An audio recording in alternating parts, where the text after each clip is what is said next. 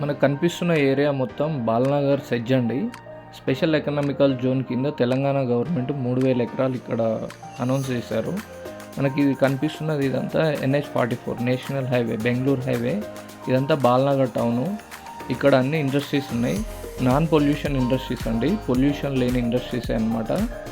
ఈ మనకి ఇప్పుడు MMTSకి ఎంటర్ అవుతున్నాము. బాలనగర్ MMTS ఇది. Balanagar MMTS near by 32 platform railway terminal వస్తుంది. దీనికి నియర్ బై అమరాన్ బ్యాటరీస్ వాళ్ళది 9500 crores ఒక ప్రాజెక్ట్ వస్తుంది. మనకి ఇదంతా 100 feet రోడ్డు. ఈ 100 feet రోడ్ నుంచి వెంచర్లోకి ఎంటర్ అవుతున్నాం.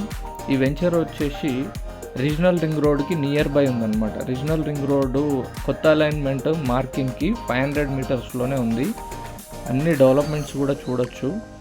స్పాట్ రిజిస్ట్రేషను అన్ని అప్రూవల్ ఉన్నాయి. ఇక్కడ ఇప్పుడైతే ఎవరైతే ఇన్వెస్ట్ చేస్తారో 3 to 5 years